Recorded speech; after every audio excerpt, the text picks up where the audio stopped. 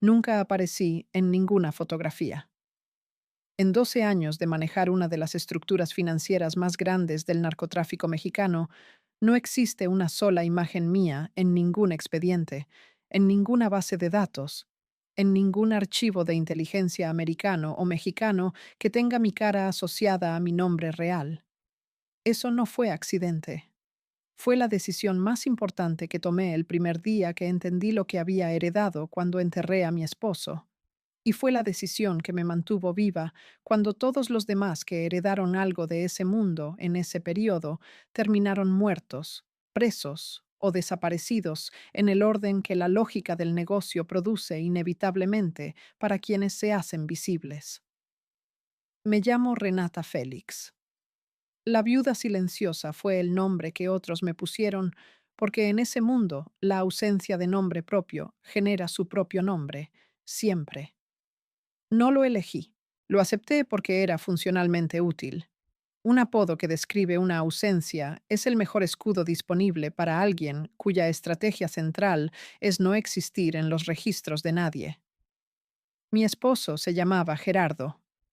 Lo enterré en marzo de 2004 en un panteón de Culiacán, con la dignidad discreta que las circunstancias permitían y con el dolor genuino de una mujer que había amado a ese hombre durante 14 años, con la completitud que produce amar a alguien que conoces en todas sus dimensiones, incluyendo las que el mundo exterior nunca vio. No fue un levantón, no fue ejecución rival, no fue el tipo de muerte que los corridos cantan. Fue el corazón, que es la ironía perfecta para un hombre que había sobrevivido 15 años en el negocio para ser derrotado por su propia biología a los 43 años. Me dejó todo. No en el sentido romántico de la frase, en el sentido literal y operacional. Las cuentas, las rutas, las relaciones, los nombres en el gobierno, los contactos con los colombianos, la red de lavado que había construido durante una década con la paciencia del artesano que sabe que lo que dura es lo que se construye despacio. Me lo dejó porque no había nadie más en quien confiara completamente y porque me conocía suficientemente bien para saber que yo era capaz de manejarlo, aunque nunca lo hubiera manejado directamente. Tenía 38 años cuando lo enterré. Nunca había disparado un arma. Nunca había ordenado nada que implicara violencia. Nunca había negociado directamente con ningún operador del negocio, porque durante los años de Gerardo mi rol era otro. Era la persona que hacía posible que la vida que vivíamos pareciera completamente legítima desde afuera, que administraba los negocios formales, que eran la cara visible de todo lo demás, que entendía los números con una claridad que Gerardo admiraba y que usaba sin reservas, aunque los números fueran los de una arquitectura financiera que ningún banco habría aprobado si hubiera sabido su origen real. Nací en Hermosillo, Sonora, en 1966. Familia de clase media con las aspiraciones específicas de la clase media de provincia mexicana en esa época. La casa propia. Los hijos en escuelas privadas. El carro del año como indicador de posición social. La apariencia de suficiencia que requiere un esfuerzo constante cuando los recursos reales no son tan sólidos como la apariencia que construyen. Mi padre era contador. Mi madre manejaba una tienda de telas.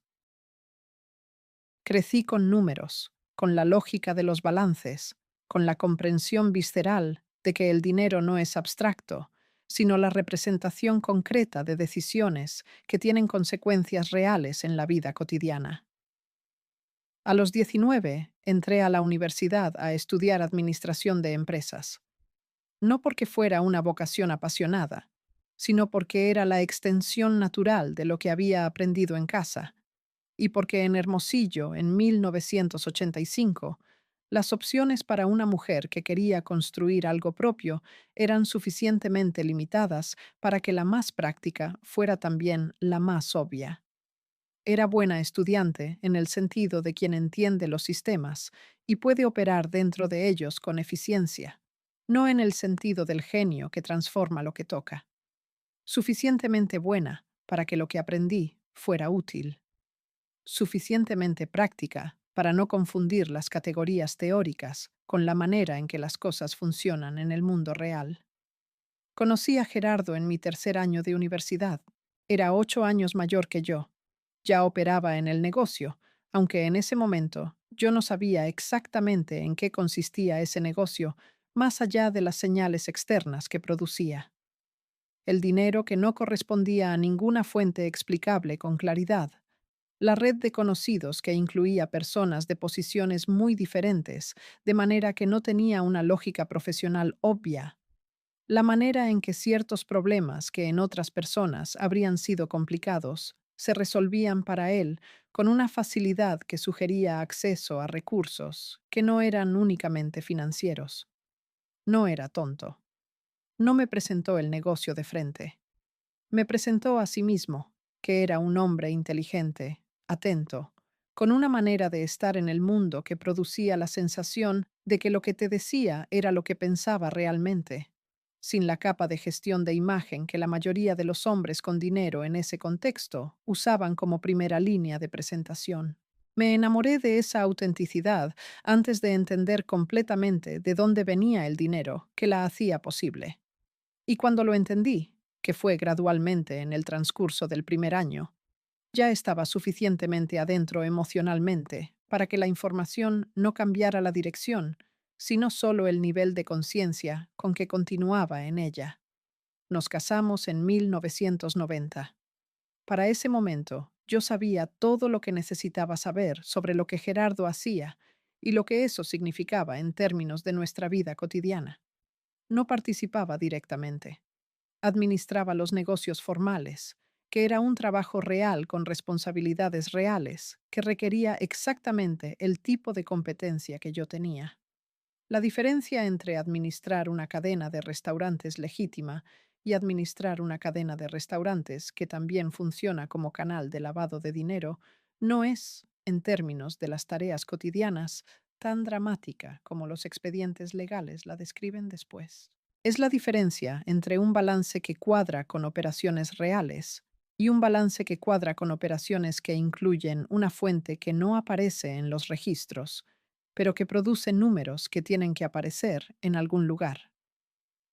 Aprendí a hacer eso con una competencia que Gerardo reconocía como excepcional. No me lo decía con halagos, que no era su estilo.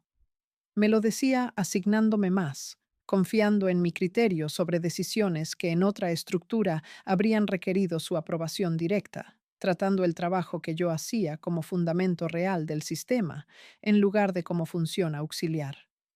Ese reconocimiento era más valioso que cualquier cumplido, y producía en mí una lealtad al proyecto que iba más allá de la lealtad conyugal. Cuando Gerardo murió, yo era la persona que más completamente entendía cómo funcionaba todo. No los aspectos operacionales del negocio en términos de rutas y contactos directos. Eso lo manejaba él con un círculo pequeño que yo conocía de nombre, pero con quienes no tenía relación de trabajo directa. Entendía la arquitectura, el sistema de cómo el dinero se movía, cómo se transformaba, cómo llegaba a ser limpio en los lugares donde necesitaba ser limpio. Entendía los números detrás de los nombres y los nombres detrás de los números. Esa comprensión era el activo más valioso de toda la estructura, porque sin ella todo lo demás era operación sin soporte, músculo sin esqueleto. Los hombres que vinieron a la semana del funeral, los que llegaban con la formalidad del pésame y la agenda implícita de determinar qué iba a pasar con lo que Gerardo había construido, me miraron con la evaluación específica de quien está determinando el valor de un activo que acaba de quedar sin propietario claramente establecido. Me miraron como viuda, como obstáculo posible, como variable que necesitaba ser gestionada de una manera u otra para que la estructura pudiera continuar. No me miraron como sucesora. Ese fue su error. Y ese error fue el espacio donde construí los 12 años que siguieron. La primera reunión que convoqué fue 10 días después del entierro. No en la casa, no en ningún lugar asociado a Gerardo directamente. En uno de los restaurantes, en la sala privada del fondo que había sido usada para reuniones de ese tipo, antes, aunque yo nunca hubiera estado presente en ellas en ese rol. Llegaron 5 hombres. Los 5 esperaban una conversación sobre transición, sobre quién tomaba qué parte de lo que Gerardo había dejado, sobre cómo se reorganizaba la estructura en ausencia del centro que la había mantenido unida. Lo que encontraron fue algo diferente. Encontraron a una mujer con los números completos de todo lo que existía, con el mapa detallado de cada canal financiero, con el conocimiento específico de qué funcionaba y qué tenía problemas que Gerardo había estado gestionando antes de morir, con una propuesta clara sobre cómo continuar que no requería que ninguno de ellos tomara el lugar de Gerardo, porque ese lugar no iba a ser ocupado por ninguno de ellos. Lo iba a ocupar yo, sin nombre, sin rostro público, sin ninguna de las marcas de presencia que hacen a un operador visible y por lo tanto vulnerable. Iba a ocuparlo desde el único lugar donde el poder real puede mantenerse sin el desgaste que produce la exposición, desde adentro, invisible, siendo la inteligencia detrás de una estructura que desde afuera parecería operar sin cabeza visible. El silencio que siguió a esa propuesta duró suficiente para ser significativo. Después el mayor de los 5, un hombre que había trabajado con Gerardo desde el principio y que tenía suficiente historia y suficiente inteligencia para evaluar lo que estaba escuchando con la seriedad que merecía, me preguntó una sola cosa: si yo entendía lo que estaba proponiendo en términos de lo que significaba si algo salía mal. Le dije que sí. Le dije que lo entendía mejor que cualquiera en esa habitación, porque lo que yo arriesgaba si algo salía mal no era solo mi libertad o mi vida, sino la de las personas que me importaban, que era el tipo de riesgo que concentra la mente de una manera que el riesgo personal solo no siempre produce. Me creyó.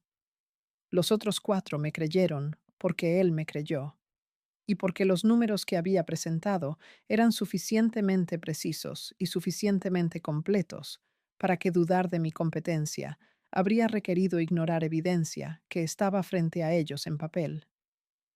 Esa reunión fue el inicio de lo que siguió. Y lo que siguió fue la construcción más deliberada y más solitaria que he hecho en mi vida. 12 años, siendo el centro invisible de algo que seguía funcionando, porque yo lo hacía funcionar, sin que nadie fuera de ese círculo pequeño supiera que existía, sin que mi nombre apareciera en ningún documento que no fuera completamente legítimo, sin que mi cara estuviera en ningún lugar que no fuera la vida ordinaria que construí como cobertura perfecta para todo lo demás. La viuda silenciosa.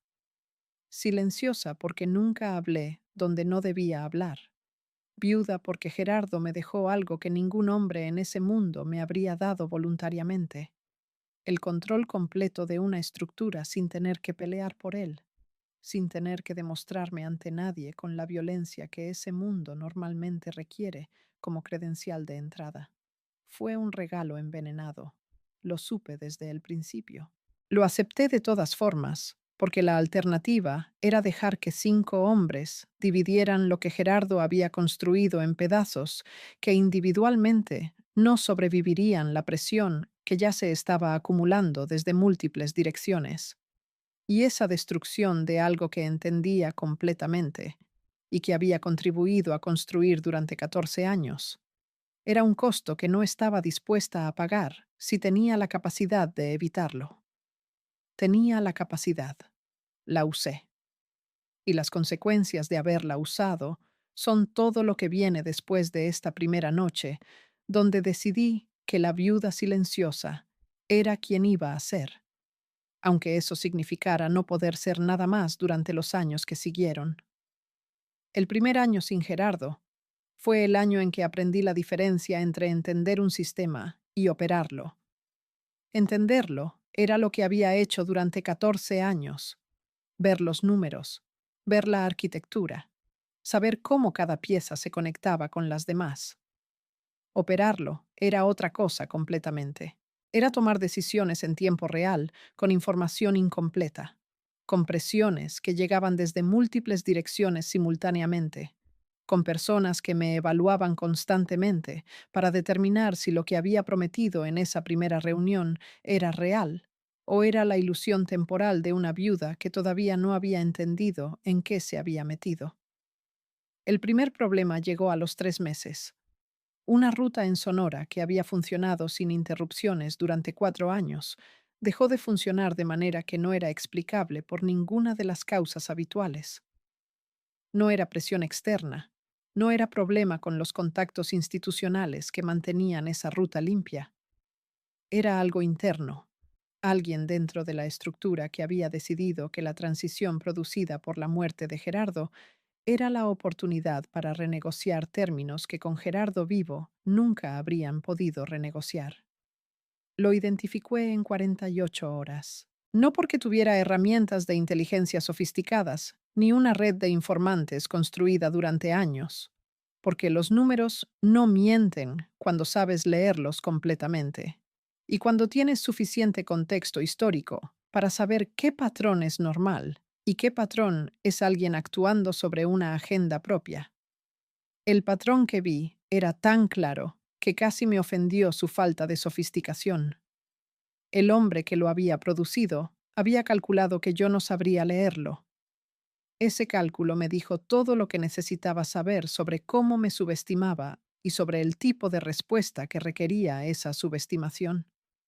No respondí con violencia, no porque no tuviera acceso a ella, que en ese mundo el acceso nunca es el problema para quien tiene los recursos suficientes, sino porque la violencia como respuesta a ese tipo de problema es la solución que cierra una puerta y abre tres más, que genera miedo en los lugares equivocados y que convierte un problema de gestión interna en un precedente que define cómo los demás calibran los límites de lo que pueden intentar.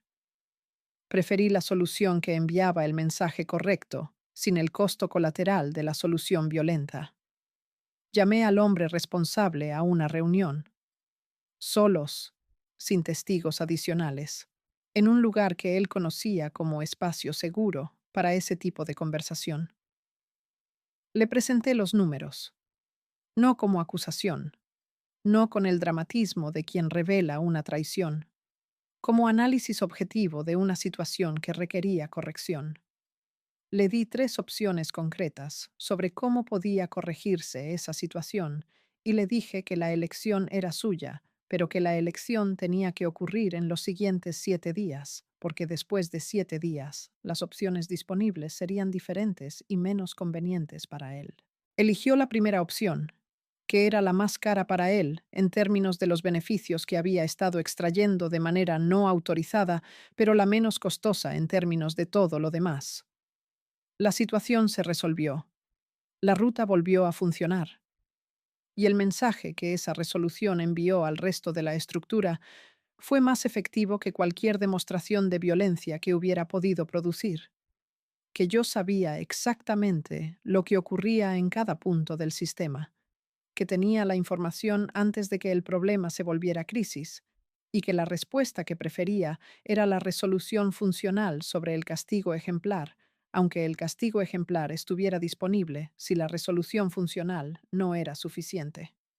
Ese patrón lo repetí docenas de veces en los años siguientes, no siempre con el mismo resultado limpio. Hubo casos donde la resolución funcional no fue suficiente y donde las consecuencias que seguían fueron las que el negocio tiene disponibles cuando las palabras se han agotado. No voy a pretender que esas consecuencias no ocurrieron, ni que no ocurrieron con mi conocimiento y en algunos casos con mi instrucción directa. Ocurrieron. Forman parte de lo que fui durante 12 años, con la misma inevitabilidad con que forman parte de cualquier posición de ese nivel en ese mundo. Lo que puedo decir es que nunca fueron la primera respuesta ni la respuesta preferida, y que cuando fueron la única respuesta disponible, las procesé con la frialdad que el trabajo requería, y con el peso que ese tipo de decisiones tienen cuando las tomas sin el escudo emocional de la ideología o la adrenalina que algunos hombres en ese mundo usan para no sentir lo que están ordenando. Yo lo sentía, siempre. Y al día siguiente seguía trabajando porque el trabajo no podía detenerse, porque yo tuviera sentimientos sobre él. Esa es la parte que nadie cuenta en las narrativas del narco. No la violencia, sino la cotidianidad que sigue después. El desayuno al día siguiente, la reunión de la tarde, los números de fin de semana. La normalidad implacable que continúa independientemente de lo que ocurrió el día anterior, porque el negocio no tiene días de duelo. El dinero en esa escala tiene una textura que no se parece a nada que hubiera experimentado antes. No hablo del dinero que vivimos, que era cómodo, pero no extravagante, porque la extravagancia era exactamente el tipo de visibilidad que yo había decidido evitar desde el principio. Hablo del dinero que manejaba como operación, los volúmenes que pasaban a través de los sistemas que administraba, los números en los balances que no eran la realidad del dinero, sino su representación en el lenguaje de las instituciones financieras que lo procesaban sin saber completamente lo que procesaban. Esa escala produce un efecto psicológico que tardé tiempo en identificar correctamente: la desconexión entre el número y su significado humano. Cuando manejas suficiente dinero durante suficiente tiempo, los números dejan de evocar lo que representan y se convierten en símbolos abstractos que existen en el lenguaje de las hojas de cálculo y los estados de cuenta. Esa desconexión es funcional, porque permite operar con eficiencia sin el peso emocional de procesar el significado de cada transacción. También es peligrosa, porque puede extenderse más allá de los números y afectar la manera en que se procesan otras abstracciones, incluyendo abstracciones que tienen caras y nombres y familias. Me protegí de esa extensión de manera deliberada. Mantuve en mi vida personal la conexión con lo concreto que el trabajo abstracto tiende a erosionar. Mis hijos, que crecieron en la cobertura de la vida ordinaria que construí, que fueron a las escuelas que corresponden a una familia con negocios legítimos exitosos y nada más, que no supieron nunca lo que yo era realmente, porque protegerlos de ese conocimiento era el trabajo más importante que hacía independientemente de todo lo demás. Esa protección fue absoluta y fue el costo más alto que pagué en términos personales: ser completamente otra persona dentro de mi propia casa. La estructura que administraba creció durante los primeros 5 años con una velocidad que no había anticipado completamente.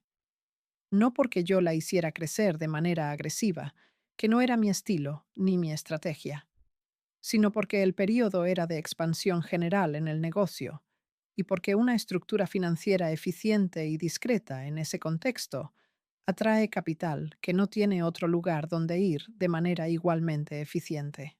Otros operadores, otras organizaciones, empezaron a usar los canales que yo administraba, no porque supieran quién los administraba, sino porque funcionaban con una consistencia y una discreción que era cada vez más escasa en un negocio que se estaba volviendo simultáneamente más grande y más caótico.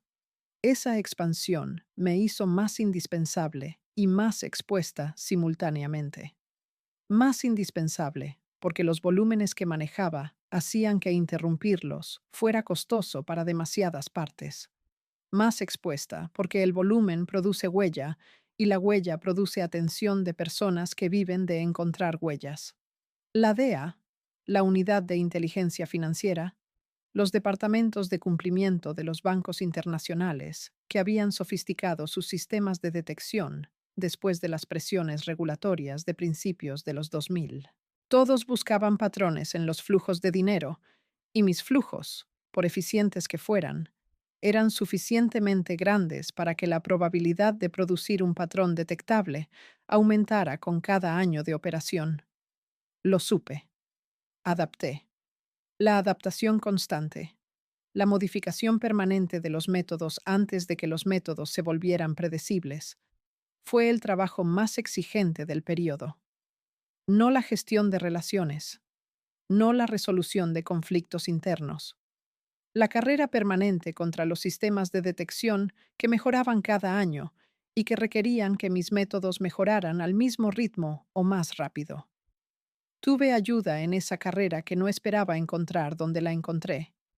Un contador en Ciudad de México que trabajaba para una firma de auditoría internacional y que tenía la doble vida específica de quien vende a sus empleadores la imagen de integridad impecable, mientras construye paralelamente una práctica privada para clientes que no pueden aparecer en ningún registro. Lo encontré a través de una referencia que llegó de manera lateral. Verifiqué su competencia a través de un proceso que tardó 3 meses y que él nunca supo que estaba ocurriendo, y establecí con él una relación de trabajo que duró 7 años y que fue el factor técnico más importante en la longevidad de lo que administraba. No sabía quién era yo, sabía quién era el intermediario a través del cual llegaba el trabajo. Esa separación era deliberada y era la estructura que usé en todas las relaciones técnicas externas. Nadie que proporcionara un servicio especializado sabía para quién trabajaba realmente. Sabían para quién creían que trabajaban, que era siempre una entidad suficientemente real y suficientemente plausible para no generar preguntas, pero suficientemente distante de mí para que ninguna investigación que empezara desde ese punto pudiera llegar hasta donde yo estaba. Las reuniones con los operadores directos del negocio, los hombres que manejaban las plazas y las rutas y los contactos institucionales, ocurrían a través de intermediarios en la mayoría de los casos. Cuando eran directas, que era menos frecuente, pero inevitable en ciertas situaciones, eran en condiciones que yo controlaba con una meticulosidad que algunos encontraban excesiva hasta que entendían por qué existía. Sin teléfonos, sin grabaciones posibles, en lugares que yo había seleccionado y que cambiaban cada vez, con una sola persona de mi lado, que era al mismo tiempo mi seguridad y mi testigo, y cuya lealtad había verificado de maneras que no eran amables, pero que eran necesarias. En esas reuniones directas era donde más claramente se veía lo que yo era y lo que no era. No era la jefa en el sentido que ese mundo reconoce como jefa. No llegaba con escolta visible. No usaba el lenguaje del poder explícito que los hombres de ese mundo usan como credencial de posición. Era la persona que llegaba con los números y con las decisiones ya tomadas, que explicaba el razonamiento detrás de cada decisión con suficiente detalle para que quien escuchaba entendiera que no había espacio para renegociación, porque la decisión no era arbitraria, sino el resultado de un análisis que había considerado las alternativas y las había encontrado inferiores. Ese estilo producía reacciones distintas en personas distintas. Los que tenían suficiente inteligencia para distinguir entre la forma del poder y su sustancia, lo aceptaban con la eficiencia de quien reconoce que la estructura funciona y que cuestionarla no produce beneficio. Los que necesitaban las formas del poder para aceptar su sustancia eran los que creaban fricción, los que en algún punto intentaban expandir su posición a expensas de los límites que yo establecía, los que eventualmente se convertían en los problemas que requería resolver de una u otra manera. Resolví suficientes de esos problemas durante los primeros 5 años para que el sexto año fuera el más tranquilo del período. La estructura había encontrado su equilibrio. Los actores que la componían habían calibrado sus posiciones dentro de ella, y los flujos financieros operaban con una consistencia que se parecía peligrosamente a la rutina. La rutina en ese negocio es siempre una señal de alerta porque produce relajación, y la relajación produce los errores que la vigilancia constante previene. Debí haber perturbado esa rutina deliberadamente cuando la detecté. No lo hice, porque el sexto año fue también el año en que empezaron los problemas que vendrían a definir el punto de quiebre, y esos problemas llegaron de una dirección que la vigilancia sobre la operación no cubría, porque era una dirección que yo había asumido que estaba segura. la dirección de adentro, no del negocio, de la vida que construí como cobertura, del mundo que supuestamente era el real mientras el otro era el secreto. Esa inversión, descubrir que lo que creía que era la cobertura tenía sus propias grietas que eran más peligrosas que cualquier problema operacional que hubiera enfrentado, es lo que viene ahora.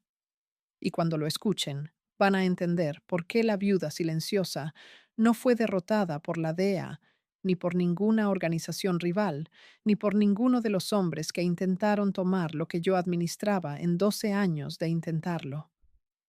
Fue derrotada por algo mucho más pequeño y mucho más inevitable, por la grieta que existe en cualquier vida doble cuando la vives durante suficiente tiempo. El momento en que las dos versiones de lo que eres se contradicen de una manera que ya no puede gestionarse, sin que una destruya a la otra. La grieta empezó con mi hijo mayor. Se llamaba Gerardo, como su padre. Tenía 19 años en el año que el equilibrio comenzó a romperse, y tenía la combinación específica de inteligencia y curiosidad, que en cualquier otro contexto habría sido motivo de orgullo sin reservas. En el contexto de mi vida era una amenaza que yo había gestionado durante años, con la vigilancia específica de quien sabe que el peligro más cercano no siempre viene de afuera. Lo había protegido de lo que yo era con una meticulosidad que creía suficiente. Lo que no había calculado correctamente era que un hijo de 19 años, con suficiente inteligencia y suficiente acceso a los espacios de la vida familiar, no necesita que nadie le diga lo que su madre es. Puede deducirlo. Y Gerardo lo dedujo. No me lo dijo directamente. No llegó con preguntas ni con acusaciones. Lo que hizo fue más silencioso y más devastador. Cambió. La manera en que me miraba cambió con la sutileza específica de quien está reorganizando lo que ve a partir de información nueva que no puede procesar completamente todavía. Lo vi en su cara en una cena ordinaria de un martes, y supe en ese momento que algo había llegado a él que yo no había podido interceptar. No supe qué ni cómo todavía. Supe que había llegado y que el tiempo disponible antes de que esa información se convirtiera en conversación o en acción era tiempo que no podía desperdiciar. La investigación que hice sobre cómo había llegado esa información a mi hijo tomó 2 semanas y produjo una respuesta que no esperaba en la forma específica que tomó. No fue una filtración del mundo del negocio. Fue una persona de la vida ordinaria, un amigo de la Universidad de Gerardo, cuyo padre tenía conexiones periféricas con ciertos operadores y que había escuchado algo suficientemente específico para que al repetirlo entre amigos llegara a oídos de mi hijo con el peso de lo verificable. Una cadena de 5 personas, ninguna de las cuales tenía información completa, pero cuyo efecto acumulado era suficiente para que Gerardo conectara puntos que yo había mantenido deliberadamente separados durante toda su vida. Tomé una decisión esa noche que cambió todo lo que siguió. Decidí hablar con él antes de que él hablara conmigo. No con la verdad completa, que no era posible ni conveniente, con suficiente verdad para que la versión que él tenía pudiera ser reemplazada por una versión que yo controlara. Esa es la estrategia de quien ha manejado información durante años. No negar lo que no puede negarse, sino ofrecer una narrativa alternativa que sea más completa y más convincente que la que el otro construyó sin tu participación. La conversación con Gerardo fue la más difícil de mi vida, no porque fuera técnicamente compleja, sino porque era mi hijo, sentado frente a mí en la sala de la casa donde había crecido, mirándome con la mezcla específica de amor y confusión, y algo que empezaba a parecerse al miedo, y yo tenía que hablarle con suficiente honestidad para que me creyera, y con suficiente control para que lo que creyera no lo destruyera ni lo pusiera en peligro. Le dije que los negocios de su padre habían tenido dimensiones que la familia nunca había discutido abiertamente, que después de su muerte yo había tomado decisiones sobre cómo manejar lo que quedaba que no eran simples ni limpias, pero que habían sido necesarias para proteger lo que teníamos, incluyendo a él y a sus hermanos. Le dije que lo que hubiera escuchado era probablemente una versión distorsionada de algo real, que la realidad era complicada y que la complicación era parte de nuestra vida, de una manera que no iba a desaparecer, pero que tampoco iba a alcanzarlo directamente mientras yo tuviera algo que decir al respecto. Me preguntó si éramos narcos. Usó esa palabra, simple y directa, como solo los de 19 años pueden usarla, porque todavía no han aprendido los eufemismos con que los adultos evitan las palabras que describen exactamente lo que son. No le dije que no. Le dije que éramos personas que habían tomado decisiones en circunstancias específicas y que esas decisiones tenían nombres distintos, dependiendo de quién las nombraba y desde dónde.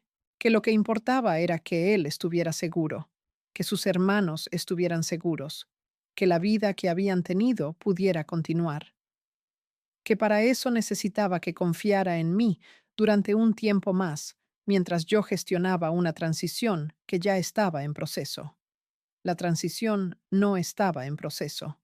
La inventé en esa conversación para darle a Gerardo un horizonte que lo mantuviera estable mientras yo determinaba qué hacer con la situación real.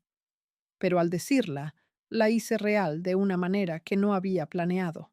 La pronuncié frente a mi hijo, y eso la convirtió en una obligación que no podía deshonrar sin destruir la única relación que me quedaba, que no estaba mediada por el cálculo y la gestión de información. Esa promesa inventada fue la que inició el proceso real de salida, no una decisión estratégica tomada desde la frialdad del análisis. Una promesa hecha a un muchacho de 19 años que me miraba con una confianza que yo no me había ganado completamente, pero que existía de todas formas, porque era mi hijo y porque los hijos confían en sus madres, con una persistencia que la evidencia contraria no siempre puede destruir. Empecé a planear la salida real en los meses siguientes con la misma metodología que había aplicado a todo lo demás. Análisis del sistema, identificación de los puntos de mayor riesgo, diseño de una secuencia que minimizara el daño colateral y maximizara la probabilidad del resultado que necesitaba. La diferencia era que esta vez, el resultado que necesitaba no era la eficiencia de la operación, sino algo más difícil de cuantificar. Llegar al otro lado con mis hijos intactos, con mi libertad intacta y con suficiente distancia del mundo que había administrado para que ese mundo no pudiera alcanzarme de las maneras que ese mundo alcanza a quien intenta salir sin las condiciones correctas. Las condiciones correctas requerían tiempo y requerían dinero. El tiempo lo tenía en cantidad limitada, porque la grieta con Gerardo me había demostrado que el perímetro de información que yo creía controlar tenía fallos que no había detectado y que probablemente no eran únicos. El dinero lo tenía, pero en formas que no podía simplemente tomar y mover sin generar exactamente el tipo de alarma que activaría las consecuencias que intentaba evitar. Empecé a mover recursos de manera lateral, en cantidades suficientemente pequeñas para estar por debajo de los umbrales de detección habituales y suficientemente consistentes para que en el plazo que necesitaba produjera un volumen utilizable. Era el mismo método que había identificado como señal de traición en otros años antes, el desvío sistemático de pequeña escala diseñado para permanecer invisible. La ironía de usar contra el sistema que administraba exactamente la técnica que el sistema me había enseñado a detectar no se me escapó. Las ironías en ese mundo son siempre perfectas y siempre llegan demasiado tarde para ser útiles como advertencia. Fue durante ese proceso, en el 8º mes de la planificación de salida, donde ocurrió lo que no había calculado porque no tenía forma de calcularlo. Una investigación que venía de una dirección que mis sistemas de alerta no cubrían llegó suficientemente cerca para que los hombres que la detectaron primero dentro de la estructura me lo reportaran con la urgencia que ese tipo de proximidad requiere. No era la DEA directamente. Era una investigación de lavado de activos coordinada entre la Unidad de Inteligencia Financiera Mexicana y un departamento del Tesoro americano que había estado construyendo un caso durante 18 meses, usando exactamente la metodología que yo más temía. No seguir las rutas del negocio, sino seguir el dinero limpio, los patrones de los negocios legítimos, las anomalías en los balances que desde adentro parecían perfectamente gestionadas, pero que desde afuera, con suficiente volumen de datos y suficientes algoritmos de detección, producían patrones que no correspondían a ninguna actividad comercial legítima de la escala que se presentaba. Habían llegado a los negocios, no a mí todavía. Pero la distancia entre los negocios y yo, que había sido diseñada para ser máxima, se había reducido durante 12 años de operación a un punto donde no era suficiente. Tenía tiempo, pero menos del que había calculado para la salida planificada. Meses, no el año adicional que mi plan original requería. Aceleré, con la calma forzada de quien sabe que el pánico es el error que convierte una situación difícil en una situación irreversible. Aceleré los movimientos de recursos, comprimí la secuencia de preparación, eliminé pasos que en condiciones normales habría considerado no negociables y que en las condiciones actuales eran el lujo de quien tiene tiempo que yo ya no tenía. Fue en esa aceleración donde cometí el único error técnico significativo del período. No voy a describirlo con detalle porque el detalle es innecesario para lo que importa de esta historia y porque hay dimensiones de ese error que todavía tienen consecuencias activas en lugares que no me corresponde iluminar. Lo que diré es que el error no fue de análisis ni de ejecución, fue de confianza. Confié en una persona dentro del círculo interno con un nivel de información que no debía haber dado, en un momento donde la presión del tiempo afectó mi juicio sobre cuánto compartir y con quién. Esa persona no me traicionó de manera activa. Lo que hizo fue más sutil y más dañino. Tomó la información que yo le di y la usó para gestionar su propia posición en la situación que se estaba desarrollando, de una manera que preservó sus opciones a expensas de las mías. No fue traición en el sentido de ir activamente contra mí. Fue la supervivencia individual que ese mundo produce en todos sus participantes, cuando las circunstancias se deterioran suficientemente. La misma lógica que yo había visto operar en otros durante 12 años, operó en esa persona en el momento que más lo podía dañar, y con resultados que alteraron la secuencia de la salida de una manera que ya no podía corregirse completamente. Lo que siguió en las semanas finales, antes de que todo cambiara, es lo que define esta historia en su parte más brutal. No la violencia, que hubo, pero que no fue el elemento central. La arquitectura de las decisiones de último momento, que toma una mujer que construyó 12 años de invisibilidad y que en el período más corto y más peligroso de toda su vida tiene que decidir qué parte de lo que construyó puede sacrificarse para salvar lo que no puede sacrificarse bajo ninguna circunstancia. Lo que no podía sacrificarse tenía 3 nombres, los mismos 3 nombres que habían estado en el centro de todas las decisiones desde el día que enterré a Gerardo. Lo que podía sacrificarse era todo lo demás, y todo lo demás incluía cosas que había construido durante 12 años con un trabajo que merecía mejor final que el que estaba disponible en ese momento. La noche que tomé la decisión final, estaba sola en la oficina del restaurante donde había empezado todo, con los números de lo que quedaba disponible frente a mí y con la claridad específica que produce el agotamiento cuando ya no queda energía para sostener ninguna ilusión.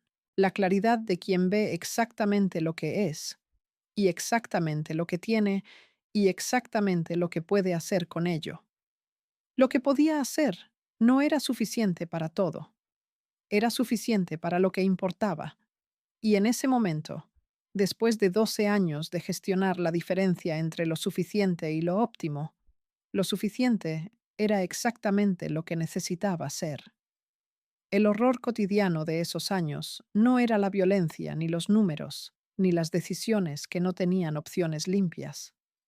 Era esto: sentarse sola en una oficina a las 2 de la mañana y calcular con frialdad perfecta qué puedes dejar ir y qué no puedes dejar ir, y saber que la respuesta es correcta, y saber que lo correcto tiene un costo que nadie te va a reconocer, porque nadie sabe que lo pagaste.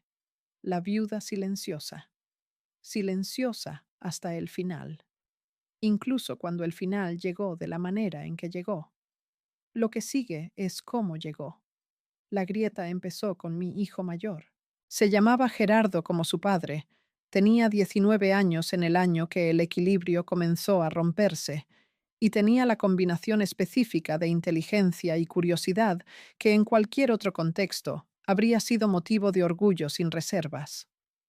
En el contexto de mi vida, era una amenaza que yo había gestionado durante años, con la vigilancia específica de quien sabe que el peligro más cercano no siempre viene de afuera. Lo había protegido de lo que yo era, con una meticulosidad que creía suficiente. Lo que no había calculado correctamente era que un hijo de 19 años, con suficiente inteligencia y suficiente acceso a los espacios de la vida familiar, no necesita que nadie le diga lo que su madre es. Puede deducirlo. Y Gerardo lo dedujo. No me lo dijo directamente. No llegó con preguntas ni con acusaciones. Lo que hizo fue más silencioso y más devastador. Cambió. La manera en que me miraba cambió con la sutileza específica de quien está reorganizando lo que ve a partir de información nueva que no puede procesar completamente todavía. Lo vi en su cara en una cena ordinaria de un martes, y supe en ese momento que algo había llegado a él que yo no había podido interceptar. No supe qué, ni cómo todavía. Supe que había llegado, y que el tiempo disponible antes de que esa información se convirtiera en conversación o en acción era tiempo que no podía desperdiciar. La investigación que hice sobre cómo había llegado esa información a mi hijo tomó 2 semanas y produjo una respuesta que no esperaba en la forma específica que tomó. No fue una filtración del mundo del negocio. Fue una persona de la vida ordinaria, un amigo de la Universidad de Gerardo, cuyo padre tenía conexiones periféricas con ciertos operadores, y que había escuchado algo suficientemente específico para que al repetirlo entre amigos, llegara a oídos de mi hijo con el peso de lo verificable. Una cadena de 5 personas, ninguna de las cuales tenía información completa, pero cuyo efecto acumulado era suficiente para que Gerardo conectara puntos que yo había mantenido deliberadamente separados durante toda su vida. Tomé una decisión esa noche que cambió todo lo que siguió. Decidí hablar con él antes de que él hablara conmigo, no con la verdad completa, que no era posible ni conveniente, con suficiente verdad para que la versión que él tenía pudiera ser reemplazada por una versión que yo controlara. Esa es la estrategia de quien ha manejado información durante años. No negar lo que no puede negarse, sino ofrecer una narrativa alternativa que sea más completa y más convincente que la que el otro construyó sin tu participación. La conversación con Gerardo fue la más difícil de mi vida, no porque fuera técnicamente compleja, sino porque era mi hijo, sentado frente a mí en la sala de la casa donde había crecido, mirándome con la mezcla específica de amor y confusión y algo que empezaba a parecerse al miedo, y yo tenía que hablarle con suficiente honestidad para que me creyera y con suficiente control para que lo que creyera no lo destruyera ni lo pusiera en peligro. Le dije que los negocios de su padre habían tenido dimensiones que la familia nunca había discutido abiertamente, que después de su muerte yo había tomado decisiones sobre cómo manejar lo que quedaba, que no eran simples ni limpias, pero que habían sido necesarias para proteger lo que teníamos. incluyendo a él y a sus hermanos. Le dije que lo que hubiera escuchado era probablemente una versión distorsionada de algo real, que la realidad era complicada y que la complicación era parte de nuestra vida de una manera que no iba a desaparecer, pero que tampoco iba a alcanzarlo directamente mientras yo tuviera algo que decir al respecto. Me preguntó si éramos narcos. Usó esa palabra, simple y directa, como solo los de 19 años pueden usarla porque todavía no han aprendido los eufemismos con que los adultos evitan las palabras que describen exactamente lo que son. No le dije que no. Le dije que éramos personas que habían tomado decisiones en circunstancias específicas y que esas decisiones tenían nombres distintos dependiendo de quién las nombraba y desde dónde. Que lo que importaba era que él estuviera seguro, que sus hermanos estuvieran seguros, que la vida que habían tenido pudiera continuar, que para eso necesitaba que confiara en mí durante un tiempo más, mientras yo gestionaba una transición que ya estaba en proceso. La transición no estaba en proceso. La inventé en esa conversación para darle a Gerardo un horizonte que lo mantuviera estable, mientras yo determinaba qué hacer con la situación real. Pero al decirla, la hice real de una manera que no había planeado.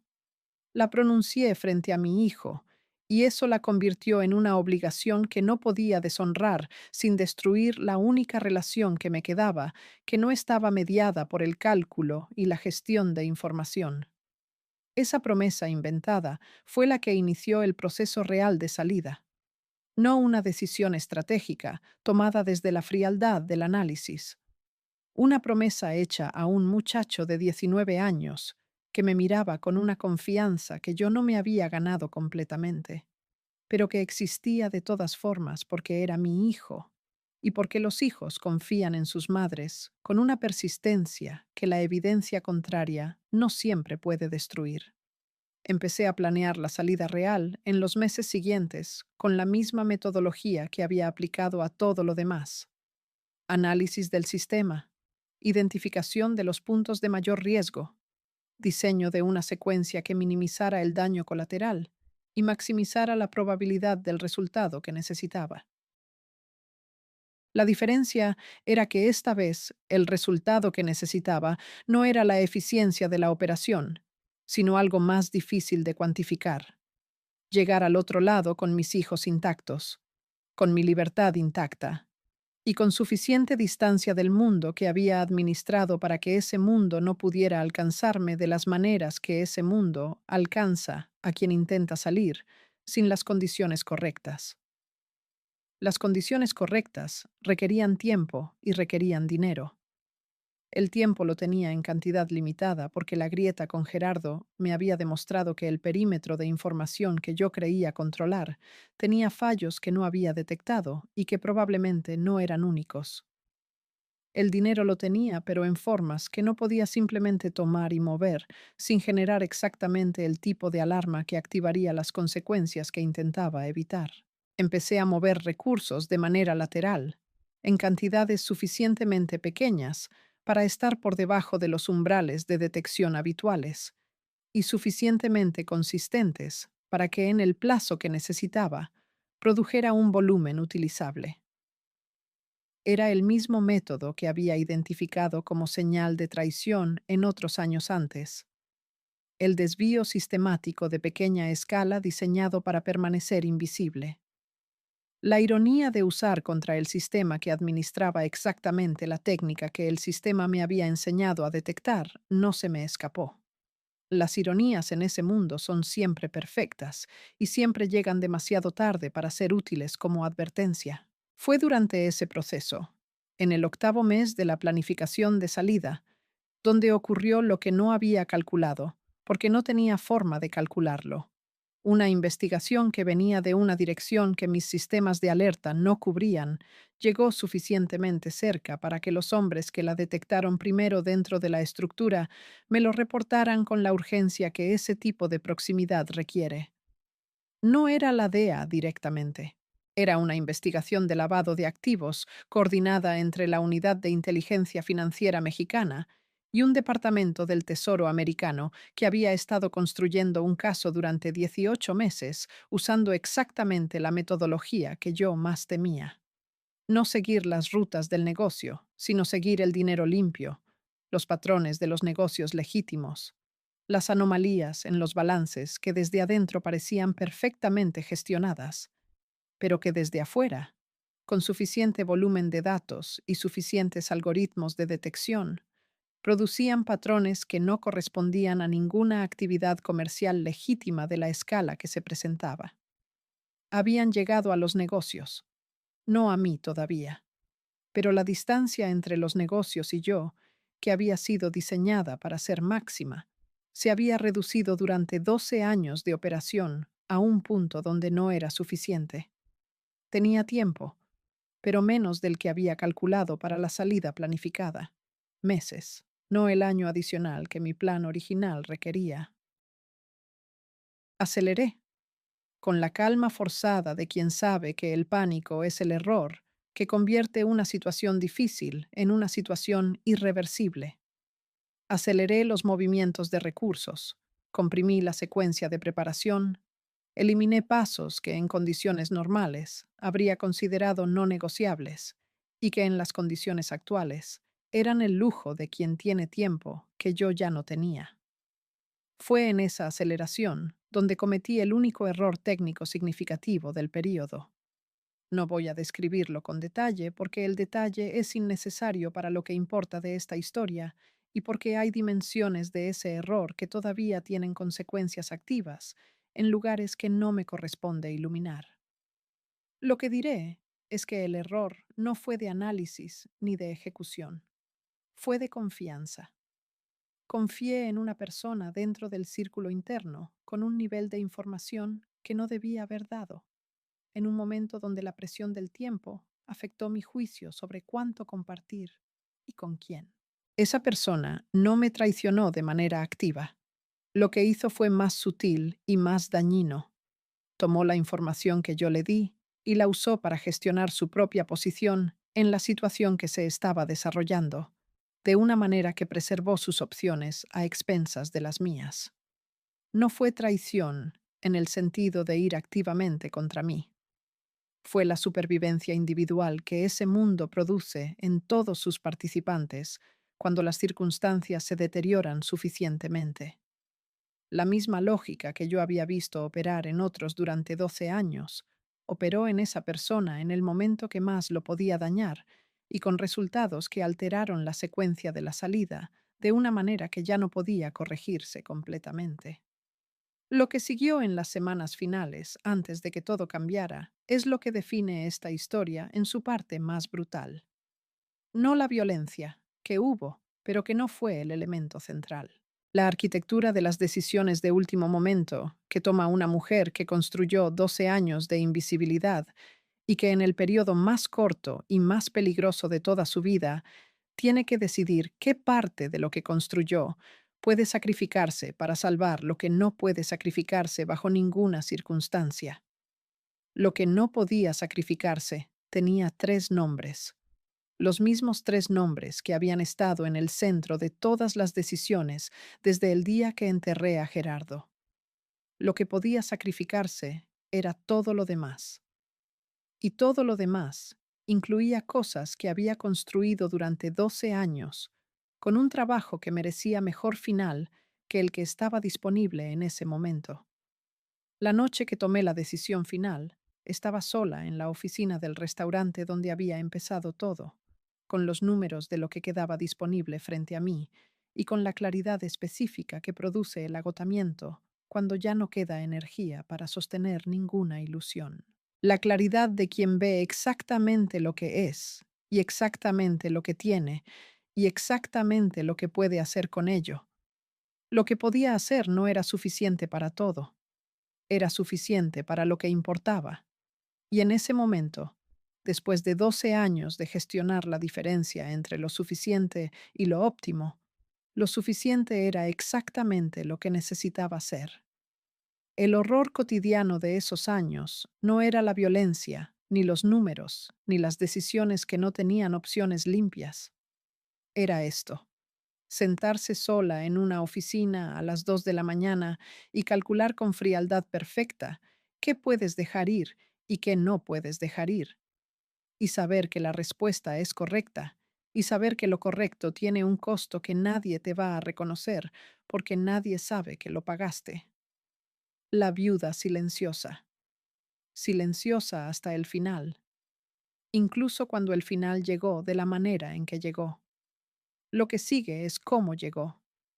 La decisión final la tomé un miércoles. No porque el miércoles tuviera alguna significancia especial, sino porque fue el día en que los tres elementos que había estado monitoreando simultáneamente convergieron de una manera que hacía imposible continuar esperando condiciones más favorables.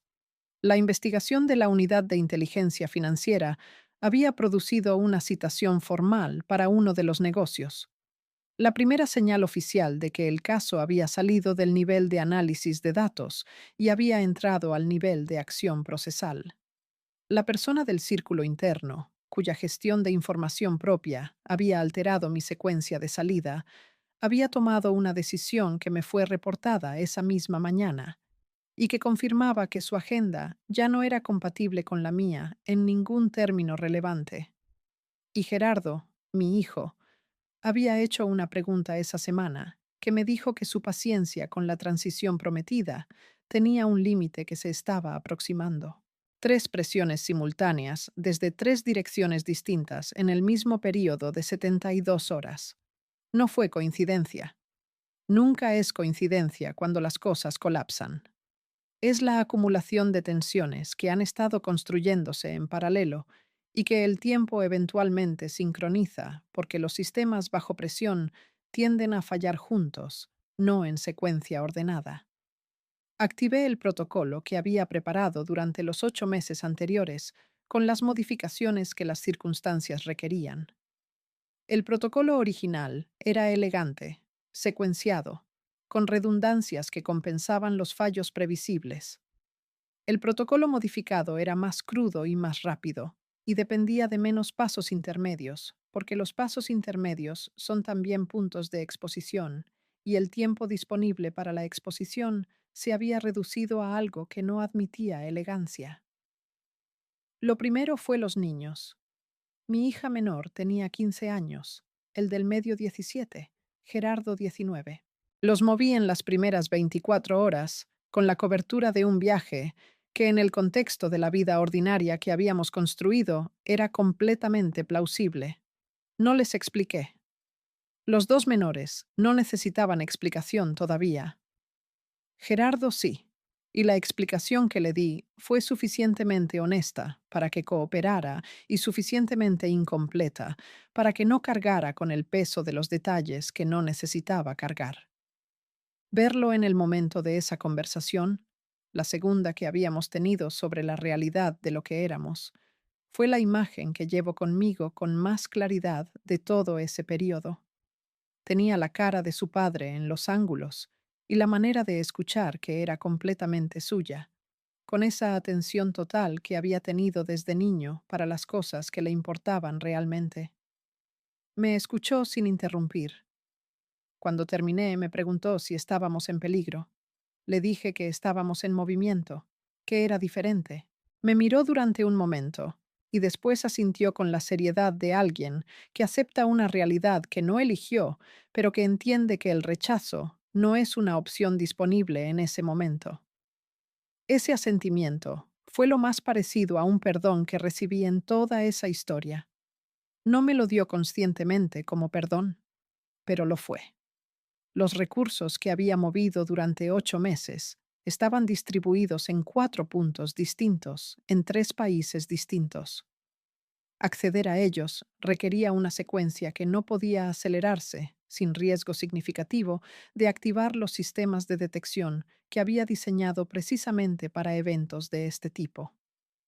Tomé el riesgo calculado de acceder a 2 de los 4 puntos con mayor rapidez de lo que el protocolo original especificaba, aceptando la probabilidad aumentada de detección a cambio de la liquidez inmediata que la situación requería.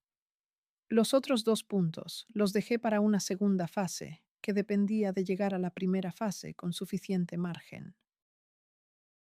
La persona del círculo interno, cuya traición pasiva había alterado mi secuencia, se convirtió en el problema más inmediato de ese período, no porque representara una amenaza activa directa, sino porque su posición le daba acceso a información sobre mis movimientos que en manos equivocadas podía acelerar la investigación de una manera que cerraba las ventanas que todavía tenía abiertas. Tuve que gestionarlo de una manera que no comprometiera mi propia secuencia de salida, mientras eliminaba su capacidad de usarme como moneda de intercambio en sus propias negociaciones con las circunstancias que enfrentaba. Lo que hice no fue violento. Fue la versión financiera de la neutralización.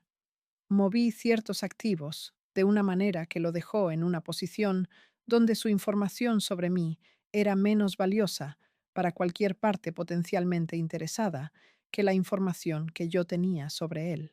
Creé un equilibrio del terror en miniatura, de la misma categoría que el que Emma Coronel había intentado crear conmigo años atrás en la historia de otra mujer, aunque en circunstancias completamente distintas. Ese equilibrio no era perfecto ni permanente. Era suficiente para el tiempo que necesitaba. Suficiente para el tiempo que necesitaba. Esa frase la repetí más veces en esos días de lo que la había repetido en todos los años anteriores juntos, porque la diferencia entre lo que habría querido y lo que podía tener en esas circunstancias era tan grande que la única manera de operar era abandonar completamente la categoría de lo que habría querido y trabajar exclusivamente con la categoría de lo que era posible dentro de las limitaciones reales. El momento en que la investigación produjo su primera acción concreta sobre uno de los negocios fue un jueves por la tarde. Me lo reportaron en tiempo real, a través del canal de alerta que había mantenido activo para exactamente ese evento. Tenía 48 horas antes de que la acción sobre el negocio produjera preguntas que generaran búsquedas que eventualmente llegaran a nombres que eventualmente llegaran a mí. 48 horas era menos de lo que el protocolo requería en condiciones normales y más de lo que hubiera tenido si la persona de alerta hubiera tardado más en reportarme. Usé cada hora de esas 48 con una eficiencia que solo es posible cuando la mente está completamente libre de la alternativa del fracaso, porque el fracaso no es una categoría que puedes permitirte habitar mentalmente en ese momento. No porque no sea posible, sino porque habitarlo consume recursos cognitivos que necesitas para la ejecución. Lo procesas después, si hay un después. En el momento, ejecutas. Salí de la ciudad la mañana del día 37 desde que había activado el protocolo acelerado. No en el tipo de operativo dramático que las películas construyen para estos momentos. En un carro ordinario, con documentos que eran funcionalmente sólidos, con mis 3 hijos en los asientos que les correspondían, como si fuera cualquier otro viaje familiar de los que habíamos hecho durante años en la cobertura de la vida ordinaria. Esa normalidad actuada fue la última actuación que hice en ese mundo y fue también la mejor. Nadie que nos vio en esas horas vio nada que no correspondiera perfectamente a la imagen de una familia en movimiento ordinario. Lo que sentí en esas horas no fue lo que esperaba sentir. Esperaba miedo o alivio o alguna versión de las emociones que producen los momentos de crisis en las narrativas que consume la gente. Lo que sentí fue una fatiga profunda y debajo de ella algo que tardé días en identificar correctamente. La textura específica del duelo. Estaba dejando 12 años. No solo el negocio, no solo la estructura que había construido con tanta precisión.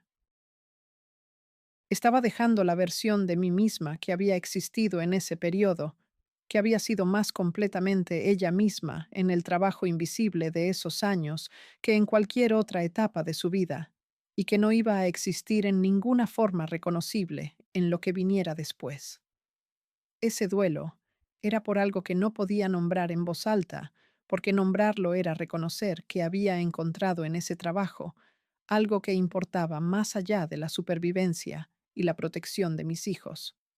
que era la narrativa que me había permitido sostener la imagen de mí misma que necesitaba sostener. La verdad era más complicada. Había encontrado en esos 12 años de construcción invisible la única versión de mí misma que se sentía completamente competente, completamente presente, completamente en el lugar correcto, haciendo la cosa para la que estaba mejor equipada. Y esa versión existía únicamente en ese contexto específico que estaba dejando en el espejo retrovisor de un carro ordinario en una carretera de Sonora.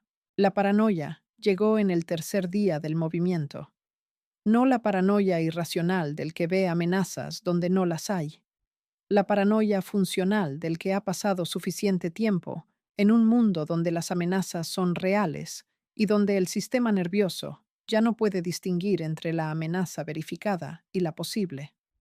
Cada carro que nos seguía por más de 2 kilómetros era una vigilancia posible.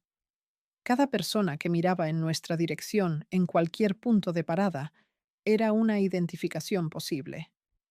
Cada teléfono que sonaba con número desconocido era la confirmación de que el tiempo se había agotado. Ninguna de esas amenazas fue real en esos días. Lo sé ahora.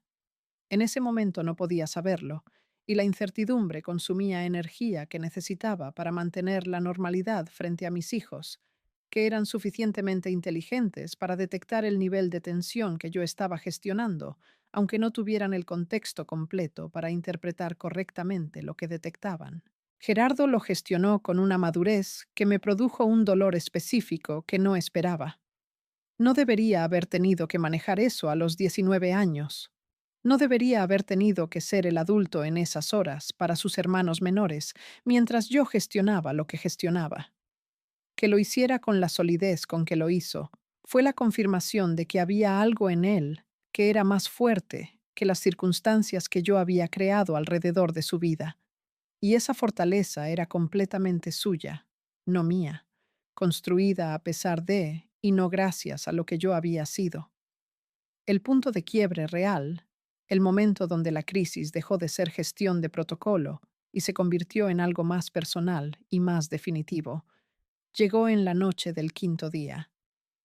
Recibí información a través de un canal que todavía funcionaba sobre lo que había ocurrido en Culiacán en las horas anteriores. No voy a detallar completamente lo que esa información contenía, porque hay personas que pagaron precios que no les correspondían en esas horas, y nombrarlos aquí no les devuelve nada, sino que solo añade exposición a un daño que ya fue suficientemente grande.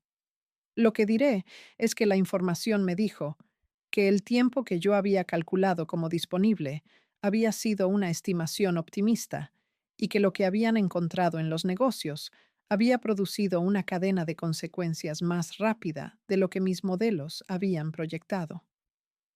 Eso significaba que la segunda fase del acceso a los recursos que había dejado para después ya no era posible en los términos que había planeado.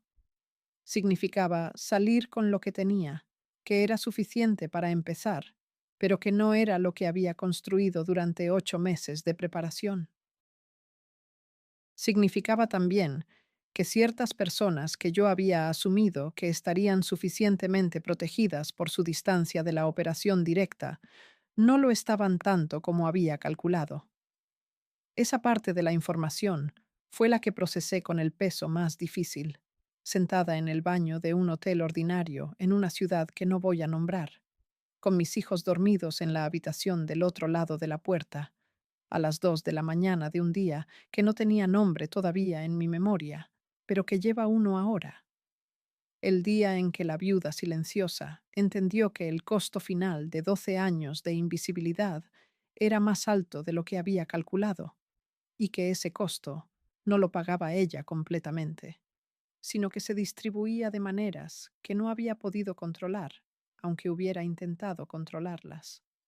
12 años de no tener rostro, de no existir en ningún registro, de ser la inteligencia detrás de algo que nunca llevó mi nombre. Y el resultado final era una habitación de hotel a las 2 de la mañana, con 3 hijos dormidos, y la comprensión de que la invisibilidad que había construido como protección Era también la razón por la que nadie sabía suficientemente quién era para interceder en ninguna dirección en ningún momento que hubiera importado. El silencio tiene un precio que no aparece en ningún balance. Lo estaba pagando esa noche, con la moneda específica que ese tipo de deudas cobran, con la soledad absoluta de quien tomó todas las decisiones sola y que en el momento de sus consecuencias las enfrenta también sola. Lo que viniera después dependía de decisiones que todavía no había tomado. Las tomaría. Siempre las tomaba.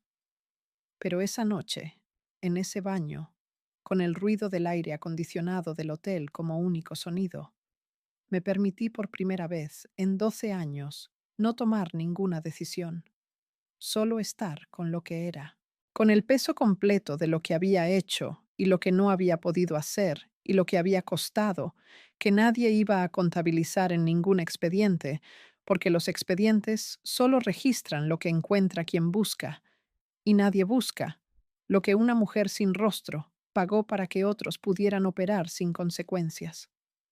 La viuda silenciosa, silenciosa hasta en el momento donde el silencio dolía más. Lo que viene después es el final, y el final tiene una forma que nadie en ese mundo habría anticipado para mí, porque nadie en ese mundo sabía suficientemente bien quién era para anticipar nada sobre lo que haría cuando las opciones se redujeran a las últimas disponibles. El final no llegó con sirenas, ni con hombres armados rodeando un edificio, ni con ninguna de las imágenes que ese mundo produce cuando colapsa de manera violenta. Llegó con un papel, un documento oficial, entregado a través de un abogado que había contratado 3 meses antes, con la previsión de quién planea la salida, aunque espere no necesitarla, que describía en el lenguaje técnico y frío de los procedimientos legales lo que la investigación había encontrado y lo que eso significaba en términos de lo que venía. No era una orden de arresto, era algo más sofisticado y más útil para quien lo emitió. Era una invitación a cooperar antes de que la cooperación dejara de ser una opción disponible y se convirtiera en la única diferencia entre consecuencias manejables y consecuencias que no lo eran. Lo leí 2 veces, no porque la primera lectura no fuera suficiente para entenderlo, sino porque la segunda lectura era el tiempo que me daba para procesar lo que la primera había producido y para llegar al estado mental donde la respuesta fuera una decisión y no una reacción. Las reacciones en ese tipo de momentos son las que destruyen lo que todavía puede salvarse. Las decisiones son las que determinan cuánto de lo que importa llega al otro lado. El abogado era bueno, no en el sentido de los abogados que aparecen en las noticias con declaraciones públicas y trajes que cuestan lo que una familia media gana en un mes. Bueno en el sentido de quien conoce el sistema desde adentro, con suficiente profundidad para saber dónde tiene grietas que pueden usarse en dirección favorable y dónde tiene solidez que no vale la pena enfrentar directamente. Me explicó las opciones con una claridad que agradecí, porque la claridad en ese momento era el único lujo real que el dinero podía comprar. Las opciones eran 3. Ninguna era la que habría elegido si hubiera tenido acceso al menú completo. Las 3 tenían costos que en condiciones normales habrían sido inaceptables y que en las condiciones actuales eran simplemente los costos disponibles, entre los cuales elegir el menos destructivo. Eso es la realidad de las decisiones de último momento en cualquier mundo de poder, cuando el poder se ha agotado. No eliges entre bueno y malo. Eliges entre distintas formas de malo y determinas cuál de ellas preserva lo que todavía puede preservarse. Elegí la segunda opción. No voy a describir sus términos completos, porque sus términos todavía tienen consecuencias activas en dimensiones que no me corresponde iluminar públicamente. Lo que diré es que implicó entregar información, no sobre las personas que habían sido parte del círculo directo en los últimos años del período, cuya exposición adicional no habría cambiado nada sustancialmente, dado lo que la investigación ya tenía. sino sobre la arquitectura financiera, sobre los métodos, sobre los sistemas que yo había construido y que seguían funcionando de maneras que producían daño que la información podía limitar. Esa distinción entre entregar personas y entregar métodos es la que me permitió llegar a un acuerdo conmigo misma sobre lo que estaba haciendo. No sé si esa distinción resistiría el escrutinio de alguien con más distancia moral del asunto. Desde donde yo estaba, era la única distinción disponible, y la usé con la misma pragmatismo con que había usado todas las demás herramientas de 12 años de trabajo. El proceso que siguió duró meses, meses de conversaciones con personas institucionales que hacían preguntas con la metodología de quien tiene respuestas parciales y busca completarlas, no de quien parte de cero. Respondí con la misma metodología que había usado en cualquier negociación de ese periodo, suficiente para demostrar que lo que entregaba era genuino y útil, suficiente para mantener el valor del intercambio en niveles que sostuvieran los términos acordados, no más de lo que esos términos requerían. Lo que más me costó de ese proceso no fue la exposición ni la complejidad técnica de lo que se discutía, fue la experiencia de ser vista, de existir en los registros de personas con autoridad institucional que sabían quién era y qué había hecho con un nivel de detalle que nadie había tenido en 12 años de invisibilidad cuidadosamente construida. Después de tanto tiempo, siendo nadie en los archivos de nadie, ser alguien en los archivos de alguien, tenía una calidad de desnudez que ninguna otra experiencia de ese periodo podía replicar. La viuda silenciosa, en un expediente con nombre real y fotografía. La paradoja perfecta del final de una historia construida sobre la ausencia de nombre y fotografía. Mis hijos navegaron ese período de maneras que reflejan quiénes son de manera más honesta que cualquier cosa que yo hubiera podido diseñar deliberadamente. Gerardo con la seriedad de quien asumió responsabilidades que no le correspondían demasiado pronto, y que las lleva con una solidez que lo hace parecer mayor de lo que es. Los menores con la resiliencia específica de quien no tiene suficiente contexto para el peso completo de lo que ocurrió y que por eso lo procesa con una agilidad que los adultos con contexto completo no pueden replicar. Los tres en una vida que no tiene nada que ver con la que habrían tenido si yo hubiera tomado decisiones diferentes en cualquier punto de los 14 años que los precedieron. Esa vida diferente que tienen es la consecuencia que peso con más frecuencia. No con culpa exactamente, que es una emoción que consume sin producir nada útil y que aprendí a no practicar hace suficiente tiempo para que su ausencia sea genuina y no actuada. Con la conciencia clara de que mis decisiones produjeron consecuencias en personas que no eligieron tenerlas y que esas consecuencias son parte del balance real de lo que fui, tan real como cualquier otra parte del balance, aunque sea la que menos aparece en cualquier narrativa del narco que se construye sobre los elementos más dramáticos y más fotogénicos de ese mundo. Vivo ahora en una situación que los términos del acuerdo definen en sus aspectos prácticos y que yo defino en sus aspectos personales. Los aspectos prácticos los cumplo con la misma eficiencia con que cumplí todo lo demás durante 12 años, porque los términos son los términos, y violarlos sería el último en una cadena de errores que no necesita un eslabón adicional. Los aspectos personales los construyo con la lentitud que produce empezar desde una posición donde lo que eres no puede ser lo que fuiste y donde lo que puedes ser todavía no tiene forma completamente definida. Lo que he encontrado en ese proceso de construcción lenta es algo que no esperaba encontrar. La capacidad de existir sin el trabajo que durante 12 años fue la única actividad que se sentía completamente real. Esa capacidad no llegó de golpe, ni llegó fácilmente. Llegó en la forma en que llegan las cosas que cuestan, despacio, con resistencia, con días donde la ausencia de lo que fue se sentía más presente que cualquier cosa que existiera en el momento actual. y después con días, donde lo que existe en el momento actual era suficiente sin necesitar compararse con lo que fue.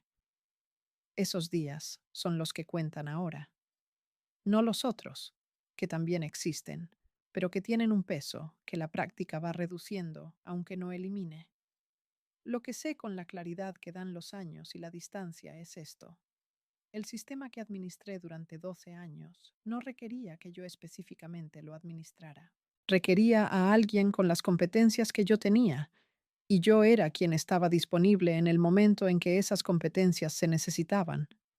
Eso me hace responsable de las decisiones que tomé dentro de él, pero no me hace la causa de todo lo que el sistema produjo antes de mí ni de lo que produjo después. Esa distinción no es autoexoneración, es la precisión que la honestidad requiere cuando el impulso más fácil es asumir o negar responsabilidad en proporciones que no corresponden a la realidad. La realidad es que fui una pieza de algo más grande que yo, una pieza que entendía el mecanismo completo con una claridad que pocas otras piezas tenían, y que por eso tomaba decisiones con consecuencias más amplias que las que tomaba quien entendía solo su parte. Esa comprensión amplificada era mi capacidad, y era también mi responsabilidad, y era finalmente mi condena, en todos los sentidos que esa palabra puede tener. Gerardo, mi esposo, me dejó algo que no estaba en ningún testamento y que no tiene valor de mercado: la demostración de que confiaba en mí completamente. Esa confianza la honré durante 12 años con todo lo que tenía disponible. Si la honré bien o mal en el sentido moral de esas palabras es una pregunta que no puedo responder sin parcialidad y que no voy a pretender responder con la objetividad que no tengo sobre mi propia historia. Lo que puedo decir es que lo intenté, con los instrumentos que tenía, en las circunstancias que existían, con los límites que mi naturaleza imponía sobre lo que era posible y lo que no lo era. Lo intenté con la seriedad de quien no tiene la opción del esfuerzo parcial, porque las consecuencias del esfuerzo parcial son demasiado visibles y demasiado inmediatas para permitir la comodidad de la mediocridad. La viuda silenciosa. Silenciosa durante 12 años. Hablando ahora, en esta confesión que nadie solicitó y que nadie recibirá con el contexto completo que requiere para ser entendida completamente, porque el silencio tiene un límite, que no es el miedo ni la seguridad, sino simplemente el peso acumulado de lo que no se ha dicho durante demasiado tiempo. He dicho suficiente, más de lo que es prudente y menos de lo que es completo. Esa proporción es la única que conozco para hablar de lo que fui, suficiente para ser honesta, no tanto como para ser irresponsable con las personas cuyas vidas siguen siendo afectadas por lo que existió, aunque ellas no lo sepan, y aunque yo ya no tenga ningún papel activo en ello. El rostro que nunca mostré sigue sin mostrarse. Eso no cambia. Algunas cosas que se construyeron para durar, duran aunque todo lo demás se haya transformado. La viuda silenciosa sigue silenciosa, donde el silencio protege. Habla solo, donde ya no hay nada que proteger, excepto la verdad. Y la verdad, después de todo, es lo único que nadie puede quitarte cuando ya te quitaron todo lo demás.